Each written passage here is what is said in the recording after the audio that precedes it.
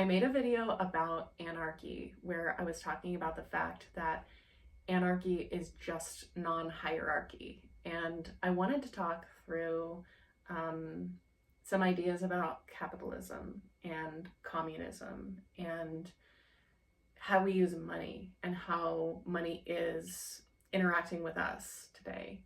Um, and I took out this table. And the reason is I am going to put this table into the gift economy. So when we talk about anarchy, people like to bring up political systems a lot, and they like to bring up government systems.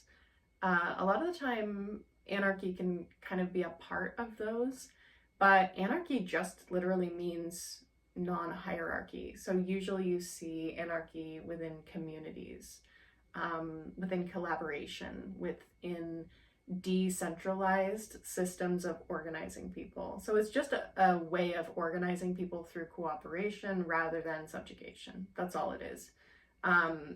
Within communism, what I see that at least developed in the USSR is this incredible amount of subjugation. And the interesting thing that happens with communism is you need everybody to agree. And that doesn't really work with collaboration. People aren't always going to agree. And so there needs to be some aspect of your anarchy that is collaborative, that gives people ultimate autonomy, but also allows people to move in the same direction with each other. And I think, as we've seen, everybody is moving in different directions, which is why I think we're stuck with capitalism for now, because capitalism does allow people to have maximum autonomy. It does allow people to do whatever the fuck they want and not consider their neighbor and not consider anyone a part of their community. I think that's also why white supremacy has thrived within capitalism, because there is a structural violence to it. You can have a system that is violent and unfair to certain people based on their ways of behavior. And I have this experience as a woman and as a neurodivergent person, that some of the ways that I operate, the system in which I live is actively violent and angry at me for being myself. And I have a relatively privileged existence. I can't imagine what it would be like to be in another body and experience what this system does to people. So what I want to talk about is the incredible consolidation within capitalism right now. I recently read Choke Point Capitalism by Cory Doctorow. He has written many articles and has a really cool view on basically middlemen and the way that the owners of capital are making money off of the bottom 99% today. So I have this weekly meeting with a group of people who are all very they're artists, they're neurodivergent, they are just a group of people that tend to live outside of the norm. And we talk about polyamory. That's why we meet. But we end up talking about so many interesting topics. And one of the things that we were talking about is capitalism and the gift economy and community, and operating outside of the way that capitalism wants us to operate. So capitalism is in turmoil, and I think our entire generation, the millennials, kind of hates capitalism. And it's so funny because our country just spent 70 years trying to encourage us to love capitalism and to hate communism. And this hyper intensive capitalism actually made us go all the way around 360 to love communism.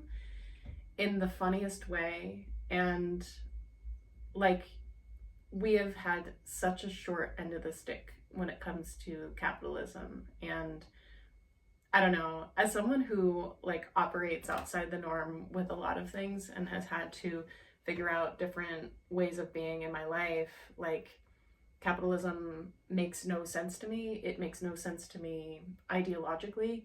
Um, why would I want to profit off of someone else? That feels really disgusting to me. Why would I, like, every bit of labor within capitalism has to be um, produced off of the shoulders of someone else's loss. So to profit in capitalism means I'm able to pay someone who could earn a higher wage if I wasn't their boss. So like, the difference between the amount of labor that I'm able to charge for and the amount of money that I have to pay per hour for someone to do that labor, that is capitalism. And capitalism is not the exchange of money. Capitalism is a newer concept. And I don't think, I mean, ideologically, you could argue this forever. I don't think we've ever seen capitalism work except under really high amounts of regulation. And I hear a lot of people talk about like supposed alternatives to this.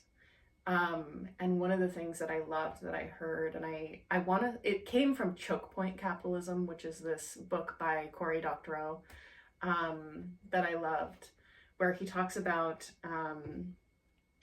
you know, the people who come up with donut economy and all different ways of doing economy. These are just ideas that get to sit around, and then we'll come back to them and develop them and employ them when the next time we have a revolution or when they need to be utilized. And I want to say this idea came from Milton Friedman, who is, I think he's a bad person. I think he was brought in as like, oh, this is not, like, this is one of the fathers of modern capitalism. But anyway, the idea of like coming up with ideas that could be used when needed. I love thinking about that. And I think about that all the time when I'm doing stuff like I'm doing with this table. So this is a table that I got at a thrift store. I paid money for it. And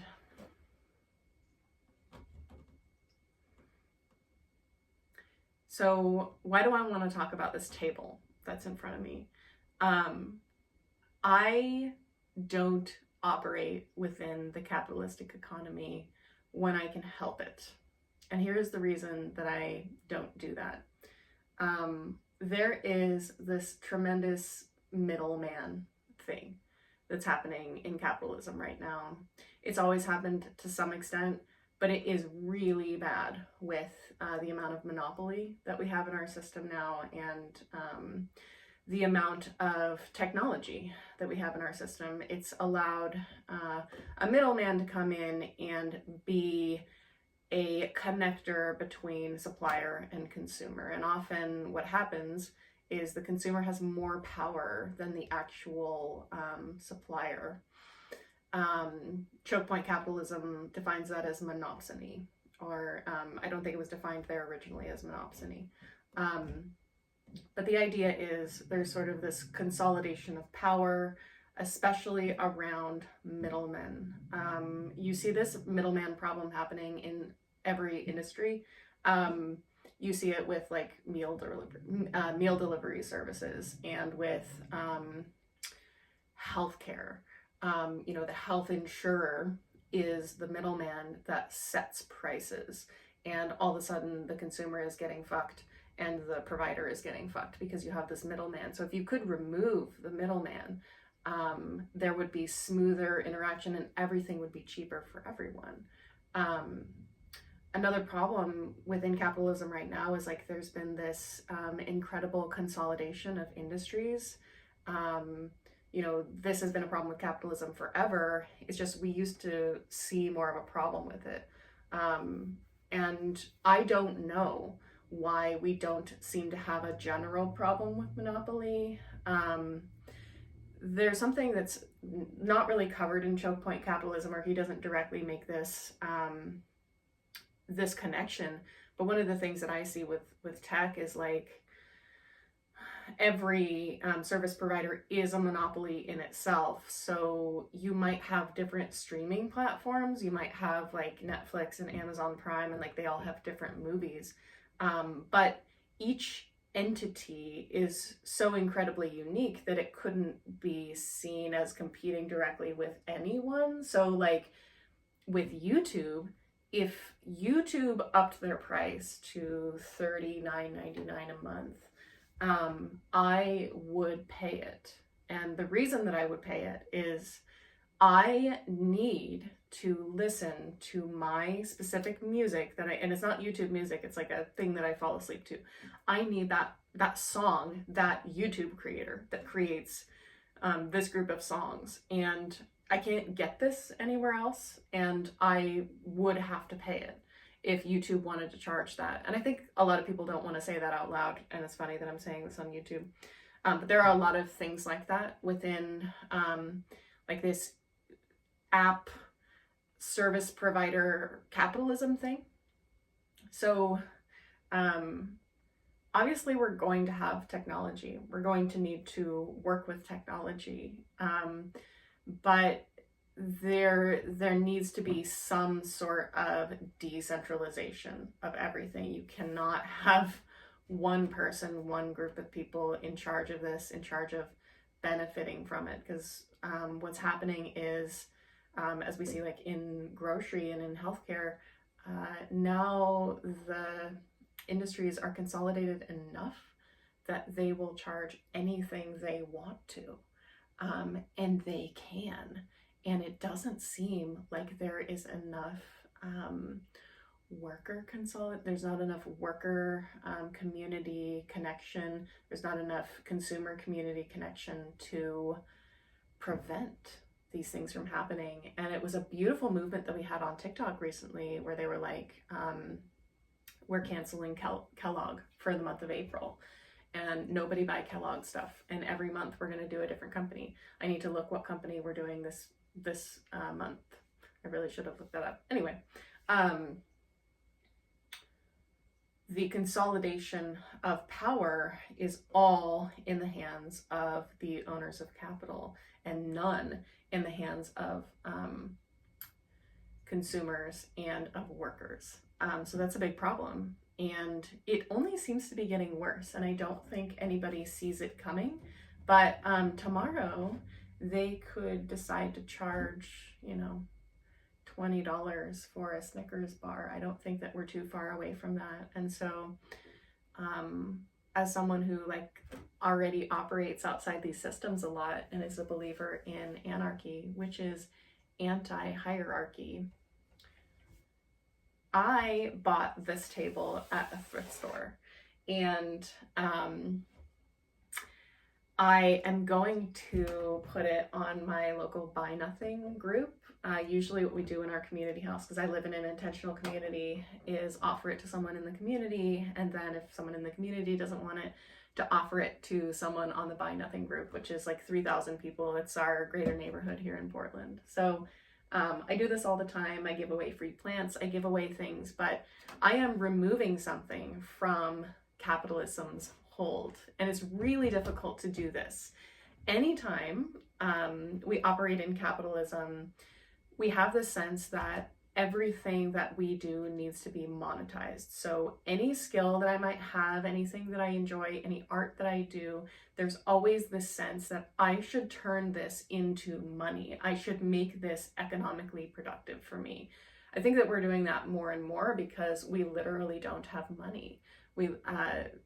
Myself as a millennial, I feel like I'm always barely making my rent, and I'm always just barely squeaking by. And I will not try harder. I will not kill myself at a job in order to just have a little bit more money. So it's really meaningful to be able to take something out of the capitalist economy, but it's really hard to resist doing that.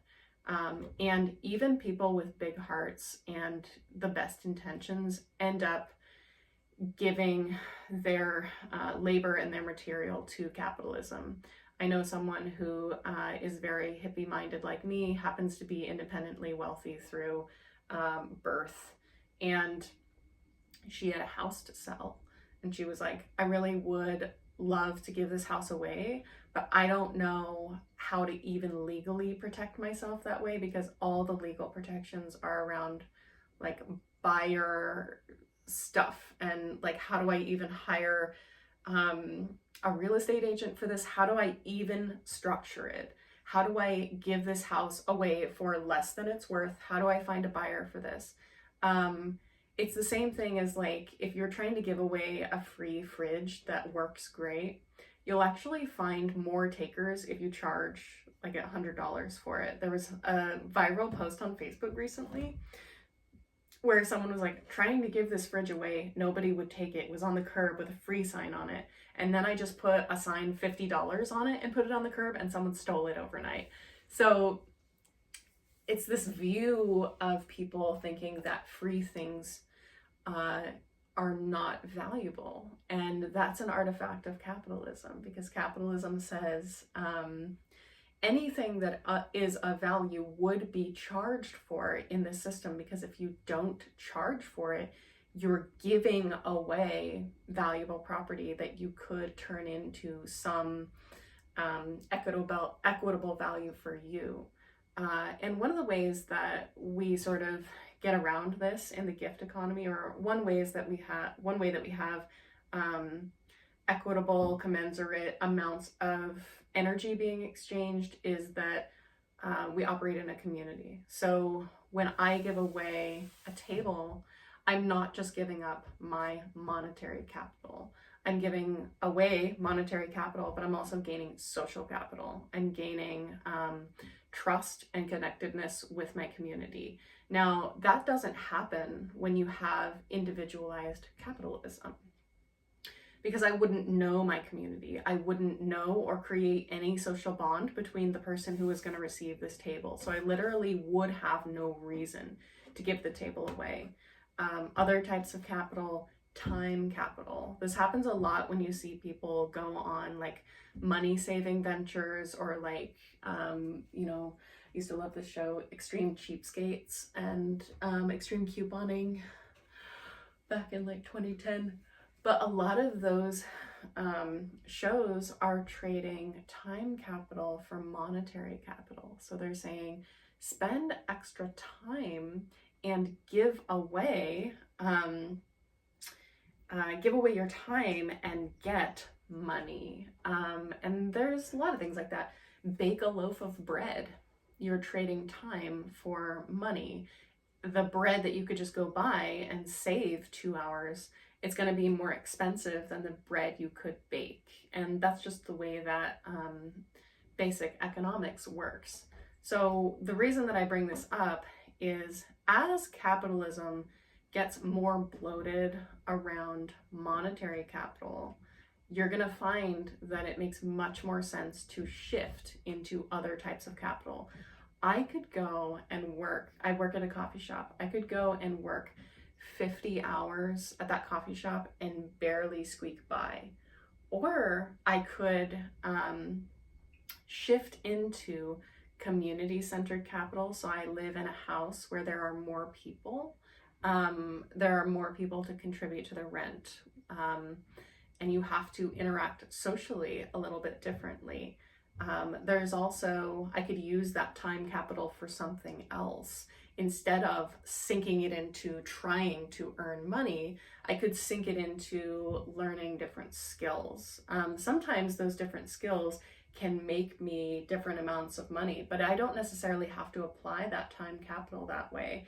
I could apply it to making myself healthier. So spending more time at the gym, spending more time figuring out what to eat, making myself meals, all kinds of stuff that would be capital. It is energy that I get back. It's just not monetary capital. So thinking about things very differently helps me shift outside of the capitalistic economy.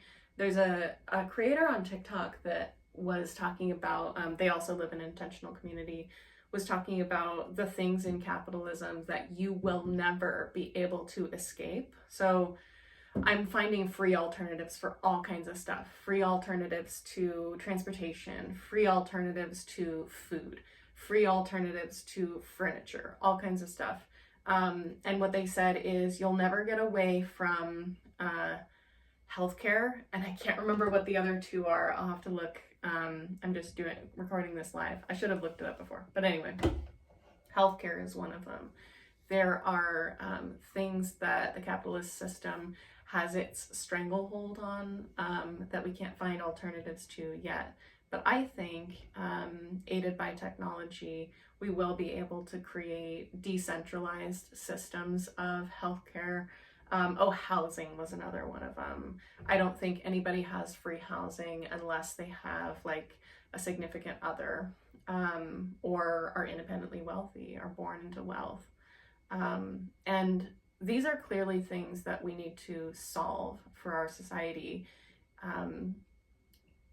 Capitalism is not without externalities, and I think more and more we're all feeling like externalities, and the only benefiters of capitalism are like the top 1%.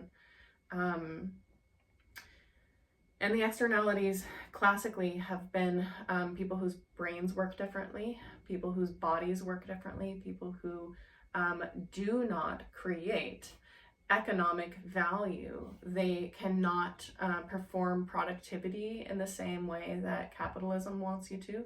They can't work in a factory. They're not useful in these very structured ways that capitalism needs them to be. Or sometimes they just can't follow rules. Sometimes they're a little bit too free-spirited. And so those people end up living outside. They end up being sort of outside of structure in the most literal way. And not everyone who lives outside doesn't want to be there. There are a lot of people who they have trouble getting them to live inside again. And I think that our culture needs to change the way that they see that. But certainly those people deserve to have human care, human connection, healthcare, to have well-being in whatever way they want to. And a lot of the time they have been completely shut out of the system.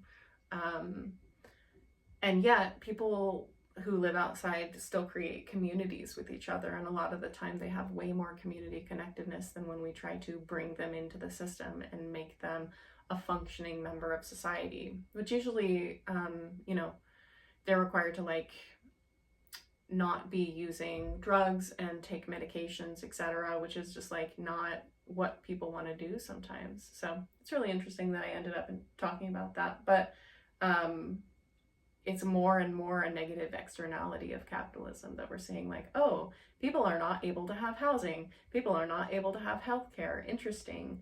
Shouldn't everybody have that? And why wouldn't we want everybody to have that? In fact, why would we be okay with a system that okays that? Most of us, I think, are not okay with a system that okays that, but we've been acculturated to accept it, and we're acculturated every single time we have to walk by someone who is struggling, who clearly needs help and is calling out for help, and to suppress the human instinct to help them. There are too many people who need help, and if we maintained our human sensitivity, we wouldn't have any time in the day left. And guess what?